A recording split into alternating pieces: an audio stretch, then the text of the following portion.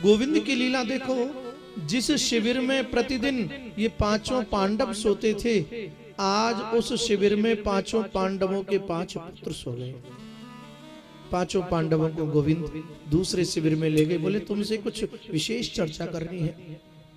सो गए। और इधर अश्वस्थामा आया और पांचों इन पांडवों के पुत्रों को सोते हुए पाया। उसने समझा ये पांचों पांडव हैं, और इसने अपने खड़ग का जोर से प्रहार किया और इनका सिर जो था यह इनके धड़ से अलग हो गया। रुधिर बहने लगा वहां पर, और पांचों पुत्रों के यह सिर ले जाकर के इसने दुर्योधन के समीप रख दिए। ये 5 जो पुत्र थे इनके, महाभारत में इनका प्रमाण आया। इसमें से एक का नाम प्रतिविंधा, एक का नाम श्रुतसोम, एक का नाम श्रुतिकर्मा, एक का नाम शतानी और एक का नाम श्रुतसेन। ये क्रमशः युधिष्ठिर, भीम, अर्जुन, नकुल, सहदेव के यह पुत्र थे पांचों। महाभारत में इनका वर्णन आया है साहब। दुर्योधन ने कहा, ला उस भीम का मस्तिष्क कहां है? इन पांचों पांडवों के 5 पुत्रों के मुख जो थे इनके पिता जैसे लगते थे। भीम के पुत्र का जैसे मुख लिया है, और इसे देख करके अट्टहास करने लगा वह दुर्योधन। अरे भीम, तूने अन्याय पूर्वक मेरी जंघा पर गदा का प्रहार किया। इतना कह के इसके सिर को जैसे दबाने लगा, लेकिन ध्यान आया ये भीम का सिर नहीं, ये तो भीम के पुत्र का सिर है। बड़ा दुखी हुआ, कहने लगा, अरे अश्वस्थामा, तूने क्या किया? मैंने 5 पांडवों के तुझसे सिर मंगाए, तू तो 5 पांडवों के पुत्रों के सिर लेकर के आ गया। और यहाँ यह दुखी हुआ है, और दुर्योधन यह मृत्यु के लिए प्राप्त हो गया है। उधर प्रातः काल हुआ, जब ये बात अर्जुन को विदित हुई, मेरे 5 पुत्रों का वध हो गया है। अर्जुन ने अपने हाथ में गांडीव को ले लिया, गांडीव को लेकर प्रतिज्ञा की है, जिसने भी मेरे पुत्रों की यह दशा की है, मैं जब तक उसका वध नहीं कर दूंगा तब तक अन्न जल कुछ भी ग्रहण मैं नहीं करूंगा। इतना कह करके अर्जुन तो अपने हाथ में गांडीव लेकर के आगे बढ़े हैं। नारायण ने कहा, जानते हो तुम्हारे पुत्रों का वध किसने किया? यहां अर्जुन बोला, गोविंद मैं नहीं जानता। हे अर्जुन, तुम्हारे इन पुत्रों की इस दशा को करने वाला तुम्हारे गुरु का पुत्र वह अश्वस्थामा है। इतना जैसे सुना, अपने हाथ में धनुष बाण लेकर के यह दौड़ा है और अश्वस्थामा के साथ युद्ध होने लगा है।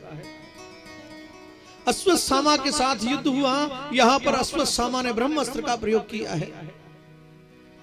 अश्वस्थामा इस ब्रह्मास्त्र को चलाना तो जानता था, लेकिन इसे बंद करना, वापस लौटाना नहीं जानता था। वह विद्या गुरु द्रोणाचार्य ने केवल अर्जुन के लिए सिखाई थी। भगवान ने अर्जुन को आज्ञा दी, देखता क्या है, पकड़ ले इस अश्वस्थामा को। ब्रह्म अस्त्र को शांत किया है और अश्वस्थामा के केस पकड़ लिए। अश्वस्थामा के केस पकड़ करके घसीटता हुआ लेकर के और यहाँ द्रौपदी के पास आ गया है। द्रौपदी के चरणों में लाकर के अश्वस्थामा को डाल दिया। द्रौपदी के नेत्रों में अश्रु आ गए। द्रौपदी ने जब यह दशा देखी अश्वस्थामा की, तो द्रौपदी ने अर्जुन से हाथ जोड़ करके कहा, हे प्राणनाथ, उवाचि चास हन्तस्य वल्ढनानयनं सती मुच्चिता मुच्चितामेष ब्राह्मणो नितिरागुरु। हे प्राणनाथ, आप इसे छोड़ दीजिए ना। इसने मेरे पुत्रों का वध किया, कोई बात नहीं। इसका वध करने से मेरे पुत्र तो लौट के नहीं आ जाएंगे ना। आप छोड़ दीजिए, ये आपके गुरु का पुत्र है। गुरु का पुत्र गुरु के समान ही होता है जी, आप इसे छोड़ दीजिए। भगवान की ओर देखा अर्जुन ने कि द्रौपदी ऐसा चाहती है तो मैं क्या करूं। भगवान ने अर्जुन से कहा, अर्जुन पूछना चाहते हो क्या करना है? तो भगवान ने कहा, ब्रह्म बंधुर्न हंतव्य, ब्रह्म बंधुर्न हंतव्य आतिताई वधारणा। मये वो भय माम नातम परिपाय शासनम। भगवान ने बड़ी सुंदर बात कही, कहा कि अधम ब्राह्मण भी वध के योग्य नहीं होता साहब। प्रेम से बोलो श्री राधे राधे। ब्राह्मण कितना भी अधम हो लेकिन वह कभी वध के योग्य नहीं होता। और किंतु आताताई एवं शस्त्रधारी जो ब्राह्मण होता है उसका वध कर देना चाहिए। ये दोनों बात भगवान ने कही। यहाँ भीम भैया खड़े बोले अरे कृष्ण दोगली बातें करता है। एक और कहता है कि मार भी देना चाहिए, एक और कहा कि छोड़ देना चाहिए, मारना नहीं चाहिए, हाथ नहीं उठाना चाहिए। यहाँ पर नीति में एक श्लोक आया और उसमें बताया कि जो व्यक्ति अपराध करता है तो क्या करना चाहिए। बोले दासी दंडम, अपने घर में कोई सेवक है, अपने घर में सेवक है, उससे कोई अपराध हो जावे तो उसे मारना नहीं चाहिए साहब। तो क्या करें।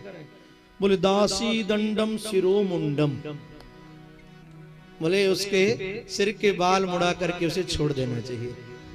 दासी दंडम शिरो मुंडम और मित्र दंडम, अपना कोई मित्र है साहब, उससे भी अगर कोई अपराध हो जावे तो क्या करना चाहिए।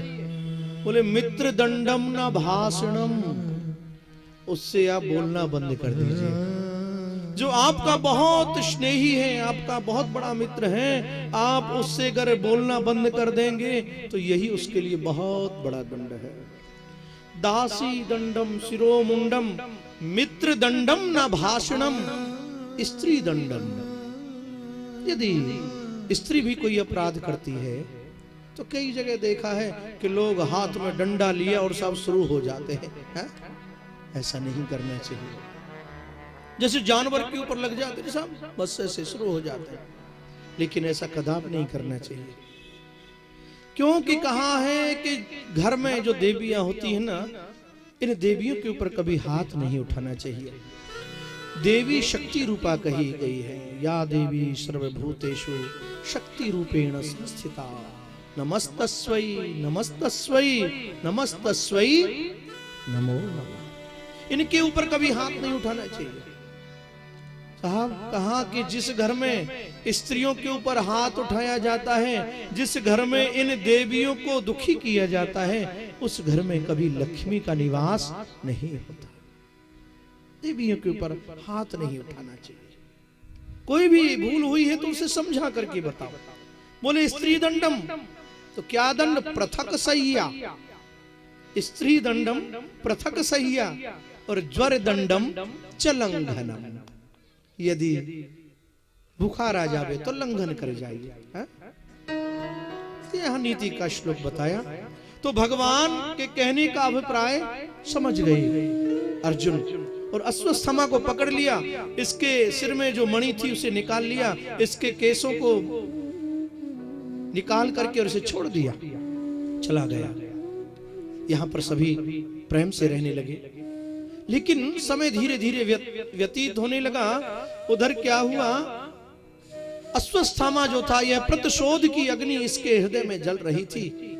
और यह उत्तरा जो थी अभिमन्यु की पत्नी, इसने विचार किया कि यह गर्भवती है, इसके गर्भस्थ शिशु का वध कर देना चाहिए। तो यहाँ इसके गर्भस्थ शिशु को नष्ट करने के लिए यहाँ अपने इसने धनुष पर वाण चढ़ा लिया और वाण चढ़ा करके यहाँ दैदीप्य बाण छोड़ दिया मारने के लिए। तो यहाँ उत्तरा जो थी बड़ी व्याकुल हुई और उत्तरा व्याकुल होकर के यह तो कन्हैया की ओर आने लगी और कन्हैया के पास आकर के उत्तरा कहने लगी है गोविंद पाहि पाहि महायोगिन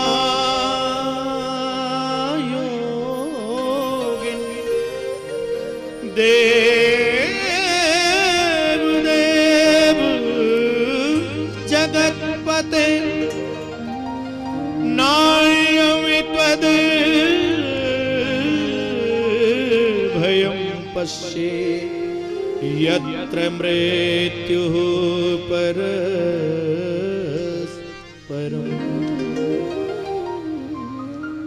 सरे गा पधा सा सा द प ग रे सा।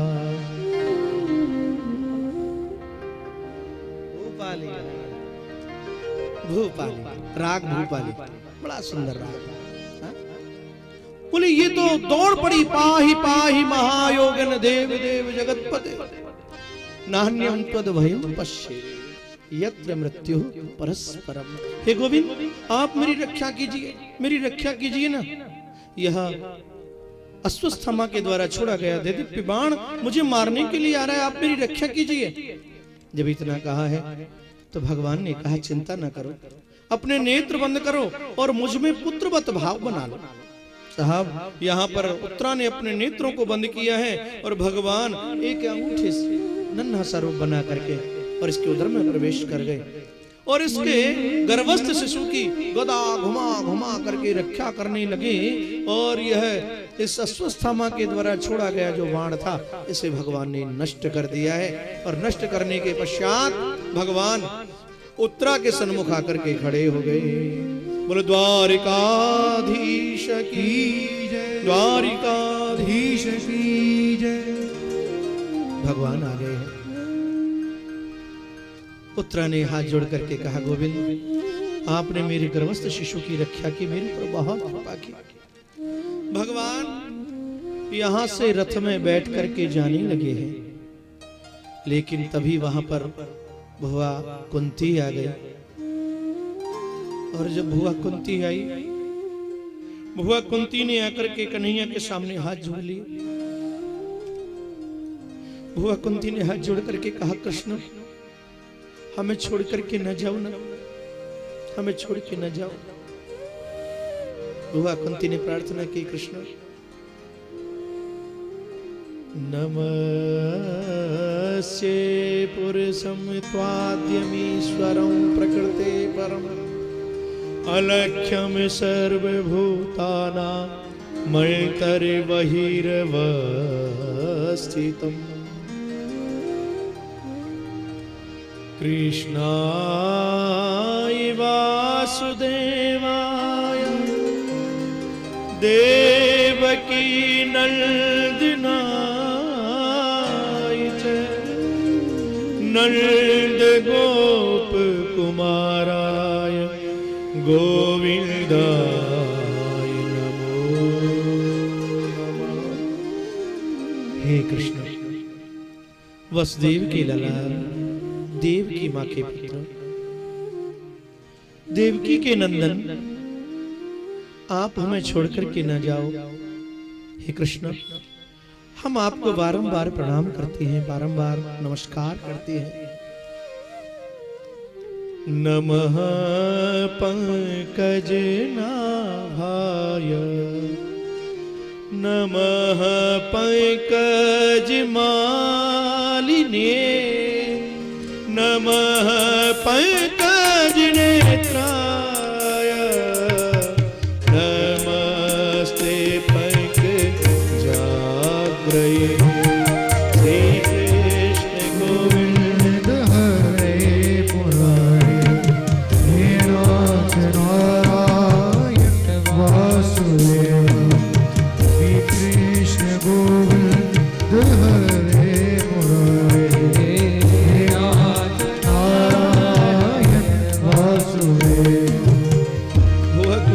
क्या है जोड़ कहा गोविंद छोड़ करके न जाओ,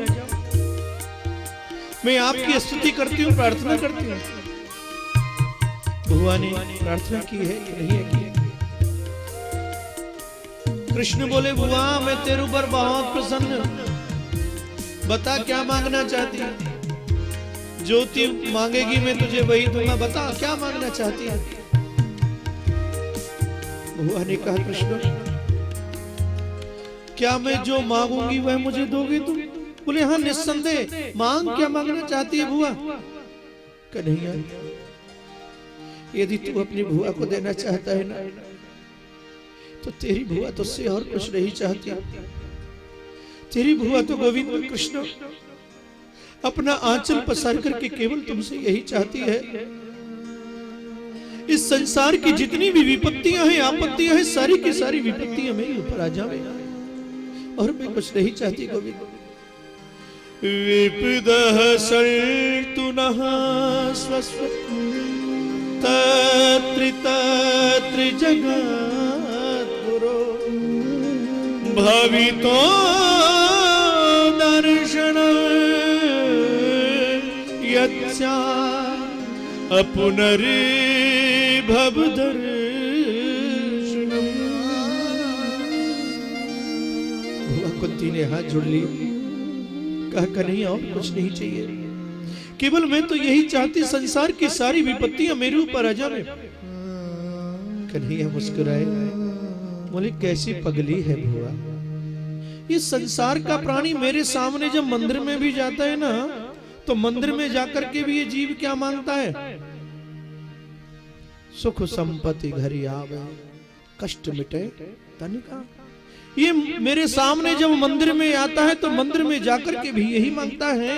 और आज मैं स्वयं तुझसे कहता हूं कि तू मांग ले, और क्या मांग रही है? दुख मांग रही है। कैसी पगली हो गई है, मांगने में भूल हो रही है तो फिर मैं तुझे कहता हूं मांग ले, क्या मांगना चाहती है? वह कुंती बोली मुझसे कुछ भूल नहीं हो रही, मुझे कोई सुख संपत्ति की कामना नहीं कृष्ण, मैं तो यही चाहती हूं कि मुझे छोड़ करके न जाओ। हमने सुना है ना कि जब जीव के कष्ट का समय होता है ना, उस कष्ट में यह प्रत्येक प्राणी आपको याद करता है, और जब सुखी हो जाता है तो तुझे कृष्ण भूल जाता है। तो ऐसा सुख नहीं चाहिए मुझे, जिस सुख को पाकर के मेरा कृष्ण मुझसे दूर हो जावे, जिस कन्हैया को मैं भूल जाऊं, ऐसे सुख की मुझे कोई कामना नहीं चाहता। मुझसे दूर न जाओ कन्हैया, मेरे सन्मुख ही रहो।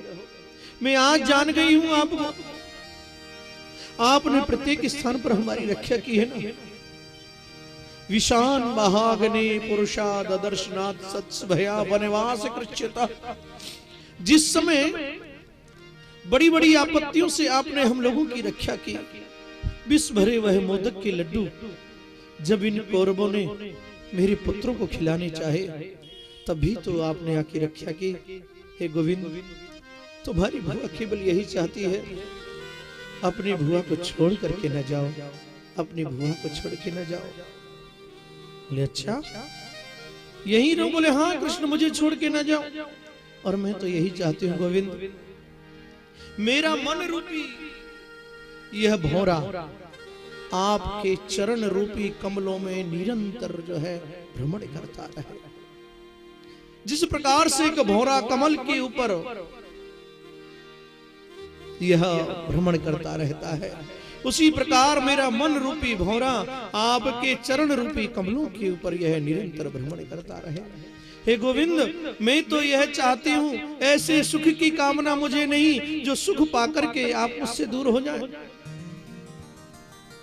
कृष्ण, तेरो दुख में सुमिरन सब करे, पर सुख में करे न कोई। जो सुख में सुमिरन करे तो दुखी काहे कोई। दुख में तुम्हें सुमिरन करते हैं लोग, लेकिन जब उसी जीव के जीवन में जब सुख आ जाता है तो तुझे भूल जाता है वह जीव, भूलना नहीं। और हे गोविंद, मैं तो निरंतर आपको याद करती रहूं और मेरे मन की लगन निरंतर आपके प्रति लगी रहे। कृष्ण, मेरे मन का भाव निरंतर आपके प्रति लगी रहे। हे गोविंद, मेरे मन की लगन नित प्रति आपकी तरफ लगी रहे। मैं तो केवल आपसे यही चाहती हूँ, और मैं आपसे कुछ नहीं चाहती हूँ। आप निरंतर इसी प्रकार से हे कन्हैया, हे गोविंद, मेरे सामने खड़े रहे और मैं आपको बस इसी प्रकार से देखती रहूंगा। मैं आपसे और कुछ नहीं चाहती, केवल यही चाहती।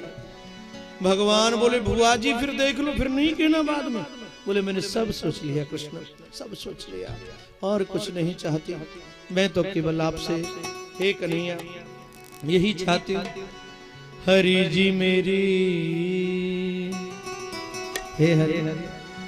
आप भी बुआ कुंती के साथ गोविंद से बड़ी प्रेम और श्रद्धा के साथ प्रार्थना करें, हे गोविंद।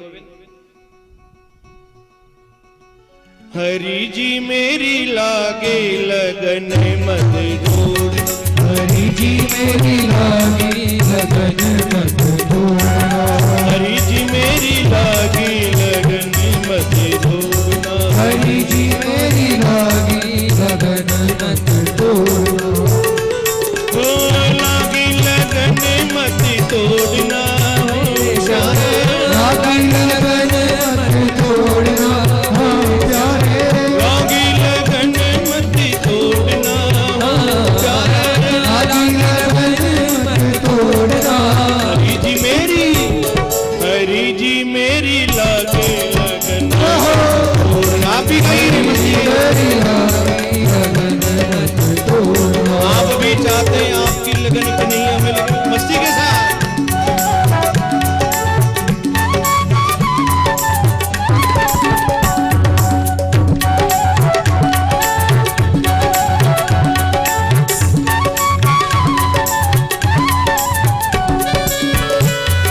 जय हो।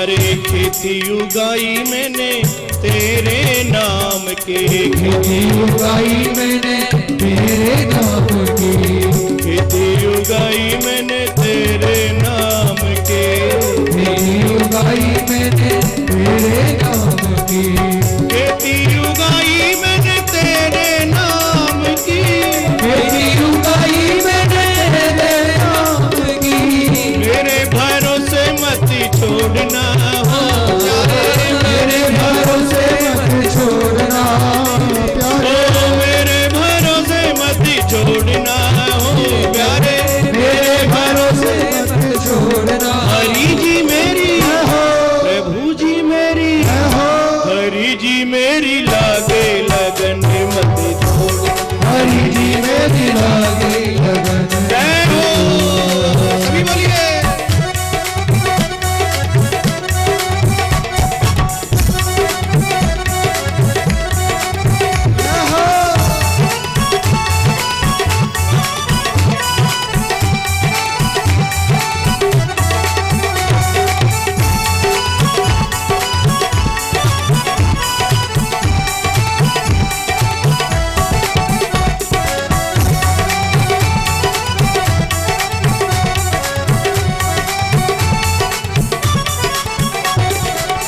मस्ती से गाइए, देखिए जहां भी ठाकुर की कथा हो ना मस्ती आ जानी चाहिए, और मस्ती भी ऐसी हो साहब बस क्या कहना। पूज्य श्री गुरुदेव कहते थे मस्ती भी ऐसे नहीं आती जीवन में। मस्ती कब आएगी जीवन में? यदि जीवन में मस्ती चाहते हो तो मस्ती के लिए पहले अपनी हस्ती को भुलाना होगा, तब कहीं जीवन में मस्ती आएगी। यदि मन में ये भाव हुआ हम तो इतने बड़े हैं, तो फिर जीवन में मस्ती नहीं आएगी। मस्ती लाओ जीवन में, कन्हैया के लिए नाचो, कन्हैया के लिए गाओ।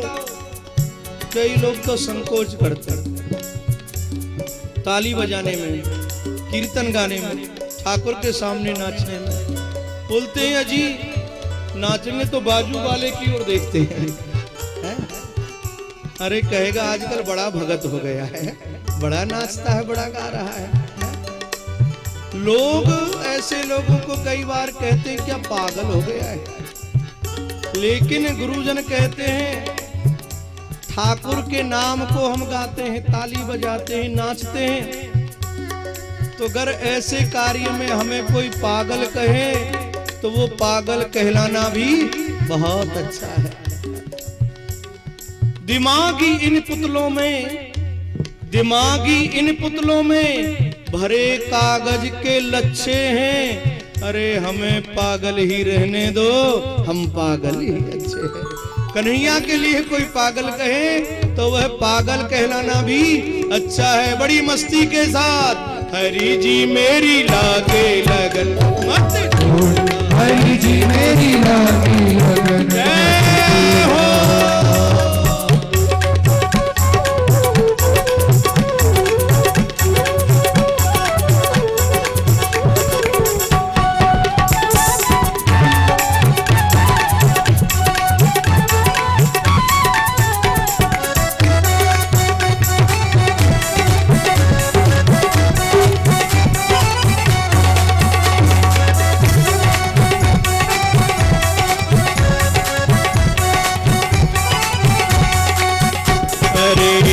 मेरा सेठ है तू ही साहूकार है, तू ही मेरा सेठ है तू ही साहूकार है, तू ही मेरा सेठ है तू ही साहूकार है, तू ही मेरा सेठ है तू ही साहूकार है, तू ही मेरा सेठ है तू ही साहूकार है, तू ही मेरा सेठ है तू ही साहूकार है, तू ही मेरा सेठ है तू ही साहूकार है, तू ही मेरा सेठ है तू ही साहूकार है। ब्याज पे ब्याज मत जोड़ना, ब्याज पे ब्याज मत जोड़ना प्यारे, ब्याज पे ब्याज मत जोड़ना प्यारे, ब्याज पे ब्याज मत जोड़ना। हरि जी मेरी प्रभु जी मेरी, हरि जी मेरी लागे लगन मत, हरि जी मेरी लागी लगन मत तोड़ना, हरि जी मेरी लागे लगन मत तोड़ना।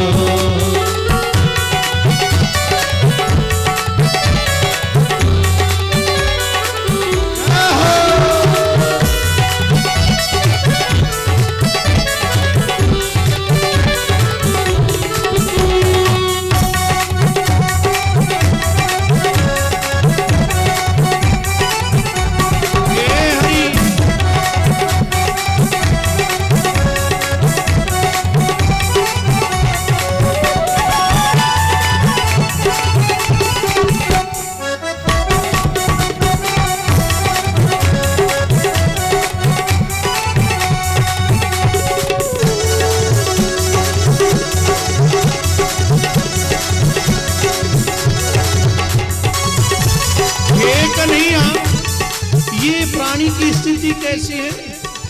गहरी नदिया नाव पुरानी, गहरी नदिया नाव पुरानी, गहरी नदिया नाव पुरानी, गहरी नदिया नाव पुरानी, ओ गहरी नदिया नाव पुरानी, गहरी नदिया नाव पुरानी, गहरी नदिया नाव पुरानी, गहरी नदिया नाव पुरानी, बीच भंवर मत छोड़ना हो प्यारे, बीच भंवर मत छोड़ना प्यारे, बीच भंवर मत छोड़ना हो प्यारे, बीच भंवर मत छोड़ना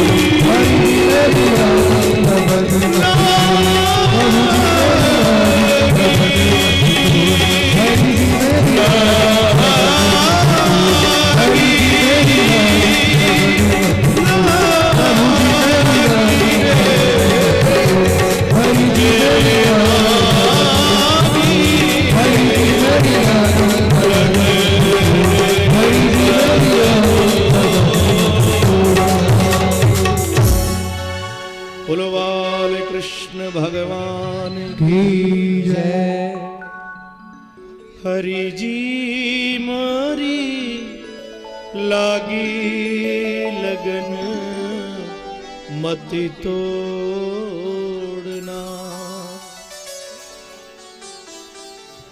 इस भजन में भी बहुत सा अध्यात्म छुपा हुआ है। इस भजन की अंतिम जो पंक्ति है, गहरी नदिया नाव पुरानी बीच भंवर न छोड़ना। ये गहरी नदियां क्या है? ये संसार रूपी जो नाव है और यह शरीर रूपी संसार रूपी जो नदी है और यह शरीर रूपी जो नाव है। हे गोविंद, ये शरीर रूपी नाव बहुत जर्जर हो चुकी है, बहुत जर्जर हो चुकी है। इसमें अनेक छिद्र हो चुके हैं। कहीं इन छिद्रों के द्वारा इस नाव में जल न आ जावे और यह बीच भंवर में डूब न जावे। हे गोविंद, रक्षा करना, रक्षा करना। बुआ कुंती ने प्रार्थना की है गोविंद से, और कुंती की प्रार्थना सुनकर के मेरी कन्हैया तो रुक गए हैं साहब। लेकिन बुआ कुंती ने विचार किया, मेरी प्रार्थना सुन के रुके। उत्तरा ने विचार किया, मेरी प्रार्थना करके सुन करके रुके। लेकिन भगवान के रुकने का कारण तो कुछ और ही था। वह क्या था? इनके जो भक्त जो थे पितामह भीष्म, वह वाणों की सैया पर सो रहे थे, कन्हैया की याद कर रहे थे। यहां भगवान श्री कृष्ण दुर्योधन श्री युधिष्ठिर जी को अपने साथ में लेकर के चले हैं। दुर्योधन का वध हुआ है और युधिष्ठिर को लेकर के भगवान अपने साथ पितामह भीष्म के समीप गए हैं। इनके पीछे से और भी भाई आए हैं, द्रौपदी भी आई है। भगवान ने पितामह भीष्म को देखा जो वाणों की सैया पर सो रहे हैं। उनके सारे शरीर से रक्त निकल रहा है, सो रहे हैं। भगवान ने प्रणाम किया है जी, और वाणों की सैया पर लेटे हुए पितामह भीष्म ने भी श्री भगवान को वहीं से प्रणाम किया, नमन किया, वंदन किया। भगवान ने श्री पितामह से कहा, हे पितामह, महाराज युधिष्ठिर जो हैं, इन्हें मन में बड़ा कष्ट है और कहते हैं मैंने अपने परिवारीजनों को मार डाला, अपने भाई, चाचा, भतीजे इत्यादि बहुतों का वध किया। आप इन्हें समझाइए, ज्ञान धर्म योग धर्म इत्यादि अनेक प्रकार से आप इन्हें समझाइए। गए हैं, अनेक प्रकार से इन्हें उपदेश करने लगे हैं। लेकिन साहब तभी यहां पर ये द्रौपदी जो थी ये हंस गई। जब द्रौपदी हंसी, युधिष्ठिर जी ने कहा तुम्हें हंसी क्यों आई? द्रौपदी ने कहा, हे प्राणनाथ, ये पितामह आज कैसे धर्म की बात कर रहे हैं, कैसे नीति की बात कर रहे हैं, लेकिन उस दिन इनका ज्ञान कहां गया था जब उस भरी सभा में वह दुर्योधन की आज्ञा पर वह दुशासन मेरी साड़ी को खींच करके मुझे नग्न बनाने का प्रयत्न कर रहा था और यह बैठे बैठे देख रहे थे। तब इनका सारा ज्ञान, सारा धर्म कहां गया? आज ये शिक्षा करते हैं। पितामह भीष्म ने कहा, बेटी तुम ठीक कहती हो। उस समय मैंने उस दुर्योधन का दूषित अन्न खाया था, तो उस अन्न से मेरी बुद्धि जो थी वह मलिन हो गई थी। क्योंकि कहा जाता है ना, जैसा खावे अन्न वैसा होवे मन, जैसा पीवे पानी वैसी बोले वाणी। देखिए साहब, अन्न का भी बहुत बड़ा प्रभाव होता है, अन्न का प्रभाव होता है और संग का भी प्रभाव होता है। लिखा आचार्यों ने, संसर्ग जा दोष गुणा भवंती, संग का भी दोष लगता है। जैसा संग आप करोगे वैसा ही रंग लगेगा। आप यदि मदरा का पान नहीं करते हो, लेकिन मदरा पान करने वाला कोई आपका मित्र है, उसके साथ आप बैठते उठते हो, तो सामने वाला कहेगा ये सामने वाला मदरा पान करता है ना, तो ये इसका दोस्त है, तो ये भी मदरा का पान करता होगा। संग का दोष लग जाता है। अच्छे लोगों का संग करोगे तो आपको लोग सब अच्छा कहेंगे। संग का दोष, अन्न का दोष। अभी कुछ साल पूर्व की घटना है। हमारे ब्रज वृंदावन में, गोवर्धन में भंडारे बहुत होते हैं। सारे ब्रज में भंडारे होते हैं। लोग आते भंडारा कराते हैं, और भंडारा खाने के लिए बहुत से संत लोग आते हैं। साहब लोग जाते हैं अपनी अपनी ओर से कराते, कभी किसी की ओर से, कभी किसी की ओर से, कभी किसी की ओर से भंडारा हुआ। गोवर्धन में एक संत रहते थे और गोविंद का नाम स्मरण करते थे। तो भाई मेरे, एक दिन एक स्थान पर भंडारा हो रहा था। वो मधुकरी लेने के लिए जैसे गए तो वह भंडारा चल रहा था, उसमें से कुछ पूड़ी प्रसाद ले लिया और उसे पा लिया, पा करके बैठ गए। लेकिन आज उनका मन बड़ा बेचैन रहा। सारी रात उन्हें, जो सारी रात जाग करके गोविंद का चिंतन करते थे वह संत, आज गोविंद के भजन में उनका मन नहीं लग रहा था, गोविंद का चिंतन नहीं कर पा रहे थे। जैसे ही माला लेकर के भजन करने के लिए बैठे, ध्यान इधर उधर भटक रहा था। उनके मन में भाव आया, लगता है आज इस अन्न में कुछ दोष है, दूषित अन्न है यह। प्रातः काल होते ही वह उस आश्रम में दौड़े दौड़े गए जहां पर कल यह भंडारा था, और जहां से इन्होंने पूरी प्रसाद लिया था। जाकर के आश्रम के संत से पूछा, बाबा ये कल जो भंडारा जो था ये किसने कराया? संत ने कहा तुम्हें क्या लेना देना है, अरे कल भंडारा हो गया, लोगों ने प्रसाद पा लिया और लोग चले गए। बोले ना ना, आप मुझे बताओ ना ये भंडारा किसने कराया? जब बहुत हट किया तो आश्रम के संत ने बताया, यह जो भंडारा जो कल हुआ, काशी से एक वेश्या आई थी और उस वेश्या ने अपने धन से यह भंडारा कराया था। ओहो, संत ने कहा उसने कार्य तो अच्छा किया है, उस धन को लाकर के यहाँ संतों की सेवा में लगाया, लेकिन उसके द्वारा दिया गया वह दूषित जो धन था, उसके द्वारा मैंने वह अन्न जो खाया, उससे मेरा मन विचलित रहा। मैं ठाकुर के भजन में मेरा ध्यान नहीं लग पाया। उसी दिन से उस संत ने विचार कर लिया, आज से मैं किसी के यहाँ भंडारे में भोजन करने नहीं जाऊंगा, मधुकरी भी करूंगा तो केवल ब्रजवासियों के घर से करूंगा। साहब आपने गोवर्धन गए होंगे, कितने लोग गोवर्धन गए? जरा हाथ उठाओ। सभी लोग गए? अच्छा, आगे के लोग गए गोवर्धन? आप लोग नहीं गए, आप लोग गए? हाँ, ले जाना सभी को। हमारी अवंतिका जी तो कई बार लोगों को ले गई, आप कैसे रह गए पीछे बताइए? ये तो कई बार बस को भर भर के ले गई साहब, और कहा व्यास जी चलो परिक्रमा लगाते हैं। और एक विचार और भी है इनका, पहले भी था आज भी है, लेकिन हमारी लेट लतीफी के कारण अभी टला हुआ है। इनके मन का भाव है कि एक बार जो भी लोग आ सके उन लोगों को ब्रज 84 कोस की परिक्रमा वाहनों के द्वारा करा दी जाए। यदि पैदल लोग परिक्रमा देते हैं तो उसमें 40 दिन लग जाते हैं साहब। हाँ, 40 दिन लग जाते हैं, लेकिन परिक्रमा जब वह 84 कोस की यदि वाहनों से दी जाती है तो 7 दिन में वह परिक्रमा पूर्ण होती है।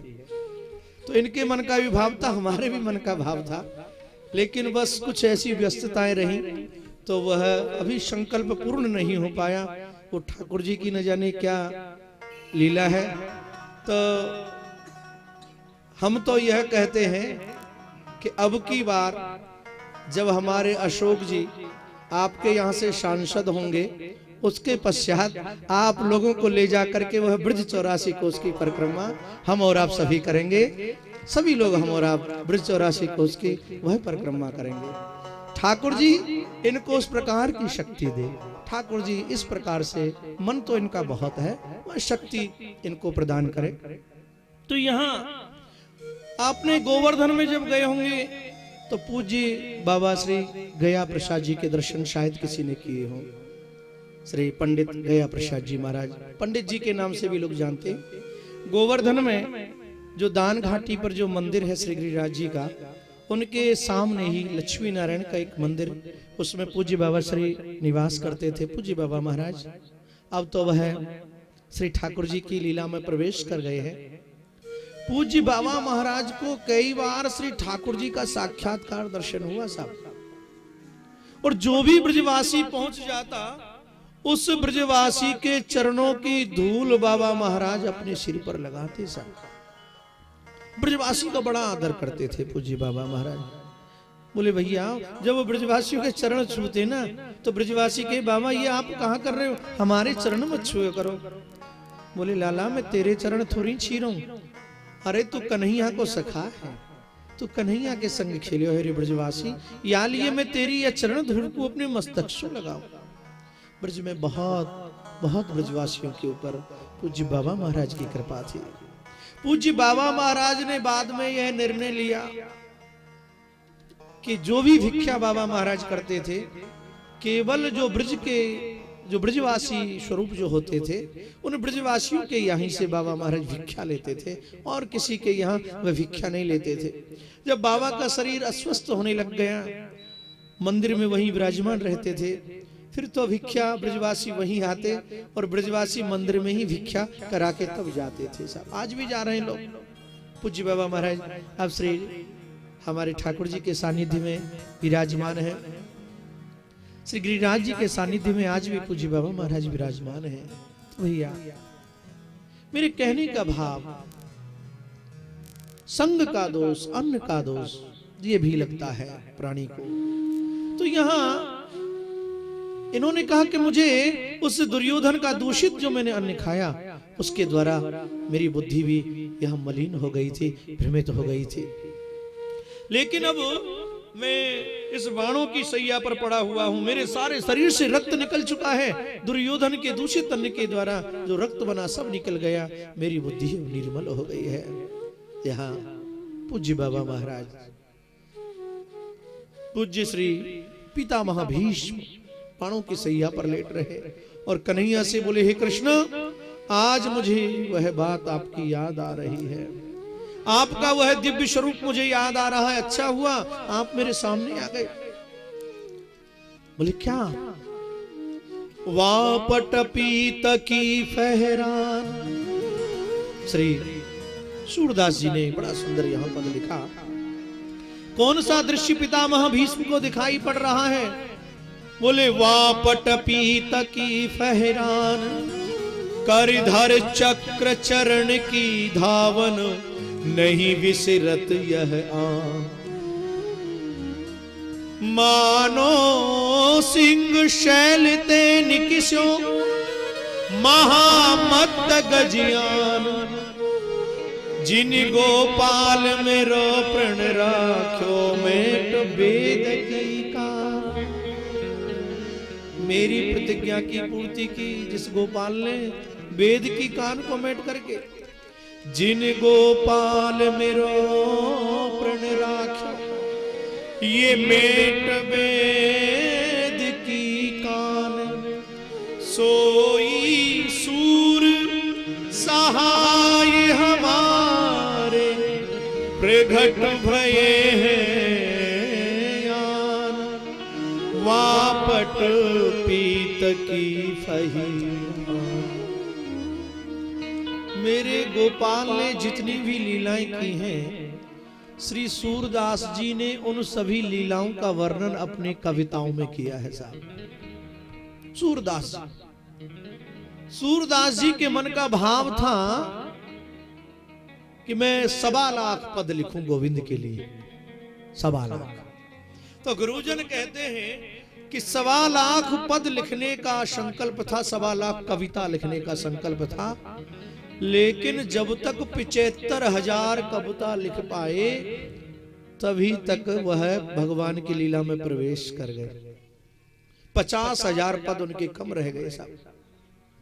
लेकिन जब यह 50,000 पद उनके कम रह गए तो गोविंद ने इनके जो संकल्प था उसे पूर्ण किया और 25,000 पद हमारे कन्हैया ने लिखे साहब और 25,000 पद श्री राधा रानी ने रचित किए।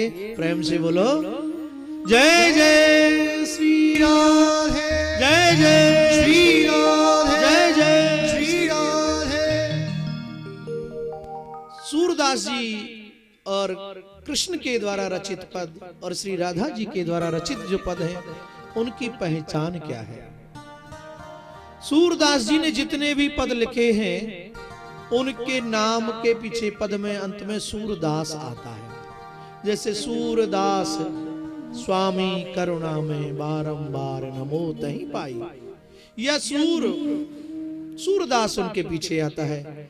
और जो कृष्ण ने कन्हैया ने जो पद लिखे हैं उनमें अंतिम जो भोग आता है वह आता है सूर श्याम कारी कामर पर चढ़े न दूजो रंग, श्याम नाम उनमें आता है सारा। और जो श्री राधा जी ने जो पद लिखे हैं उनमें अंतिम में आता है सूर्य किशोर कृपाते, किशोरी जी ने जो पद लिखे हैं सूर्य किशोर कृपाते सब विधि हारे को हरि नाम। ये पद की पहचान तीनों ने जो अलग अलग जो रचनाएं की है तो भगवान ने इनके मन का वह संकल्प पूर्ण किया। तो बोले गोविंद आज भी मुझे आपका वह स्वरूप याद है जब कौरव और पांडवों का युद्ध हो रहा था तो उस समय कौरवों की सेना समाप्त होती जा रही थी। तो यह कौरव समाज के यह दुर्योधन भगवान श्री द्वारकाधीश के पास युद्ध में सहायता लेने के लिए गए।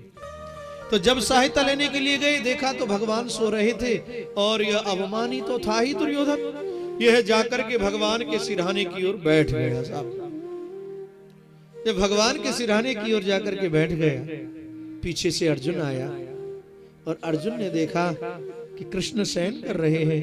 अर्जुन भगवान के चरणों की ओर बैठ करके और भगवान के चरण दबाने लग गया।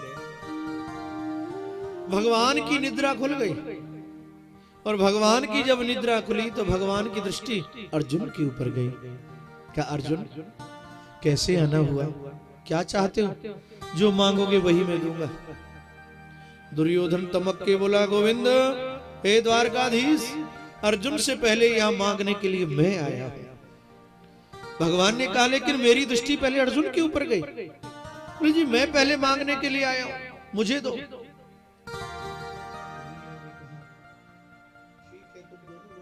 लिए आए हो, क्या चाहते हो बताओ, क्या मांगने आए हो?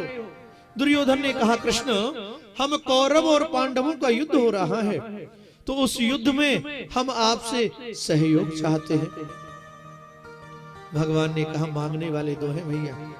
तो देखो ऐसा करते हैं एक और तो मेरी चतुरंगी सेना रहेगी और एक और अकेला मैं रहूंगा। हाँ? एक और चतुरंगी सेना एक और अकेला मैं रहूंगा और मैं भी उस युद्ध में हथियार नहीं उठाऊंगा। तो मांगो अब क्या मांगना चाहते हो? कहा अर्जुन तुम मांगो। बोले ना कृष्ण पहले मैं मांगूंगा। दुर्योधन ने कहा तो गोविंद ने कहा ठीक है तुम मांगो, क्या चाहते हो दुर्योधन? दुर्योधन ने विचार किया अरे युद्ध में तो सेना की आवश्यकता है, इस निठल्ले कृष्ण का हम क्या करेंगे? और दुर्योधन ने भगवान से मांग लिया गोविंद मैं आपकी चतुरंगी सेना को चाहता हूं। भगवान ने तथास्तु कह दिया। अब तो केवल कृष्ण रह गए, अर्जुन की ओर कृष्ण हो गए। लेकिन कृष्ण ने कहा अर्जुन तेरे साथ तो धोखा हो गया। अर्जुन ने कहा गोविंद धोखा मेरे साथ नहीं हुआ, धोखा तो दुर्योधन के साथ हो गया है। बोले पागल धोखा तो तेरे साथ हुआ है। अरे मैं अकेला क्या करूंगा युद्ध में, और मैं हथियार भी नहीं उठाऊंगा, मैंने यह प्रतिज्ञा कर रखी है। लेकिन चतुरंगी सेना को तो इसने ले लिया दुर्योधन ने। जब इतना कहा तो यहां भगवान बोले कि भैया जो भी यह दुर्योधन जो है इसके साथ में ही दूसरा दे रहा। दुर्योधन के साथ में ही यह धोखा हुआ है। और बोले, हे कृष्ण, मैं जानता हूं मैं आपसे क्या कराऊंगा। अरे क्या मैं कहूं, वही सवैया। अरे क्या मैं कहूं और क्या क्या न कहूं,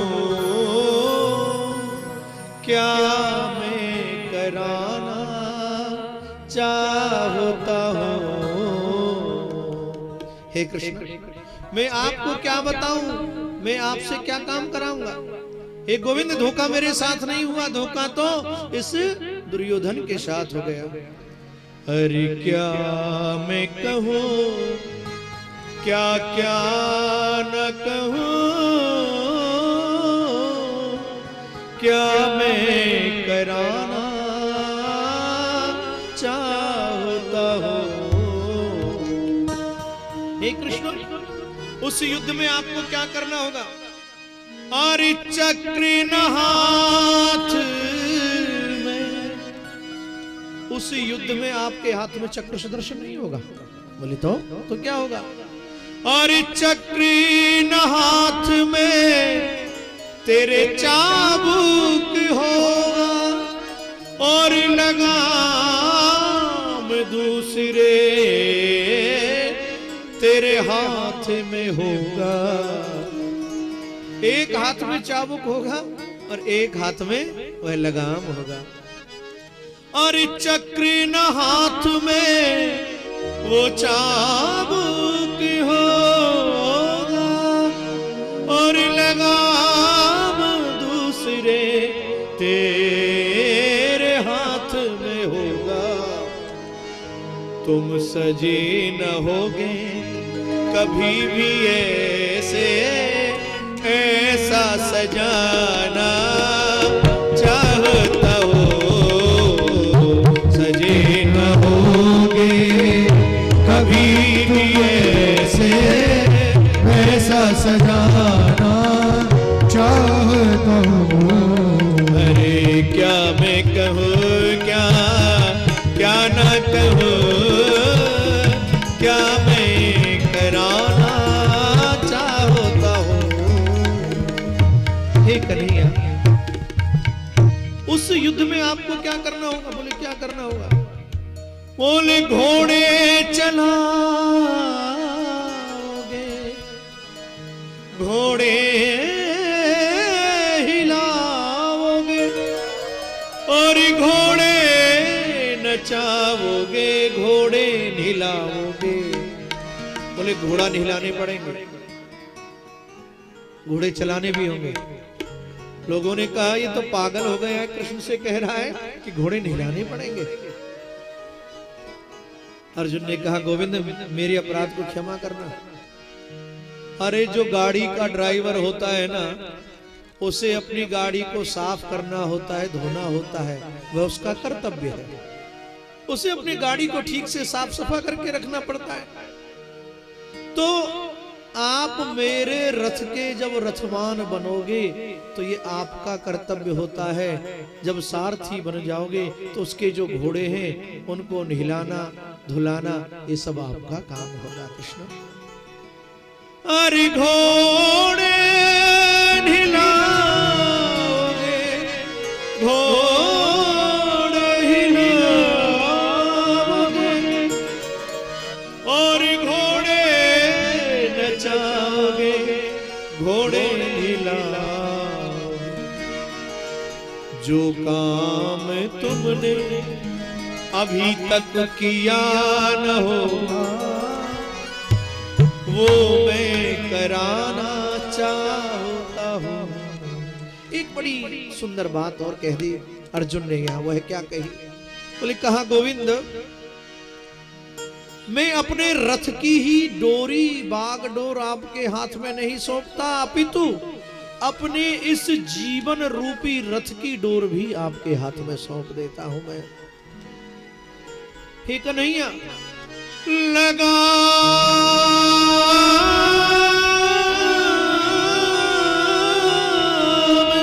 घोड़ों, हे कन्हैया,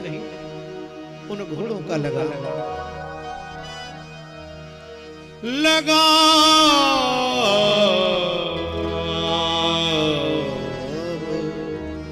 लगाम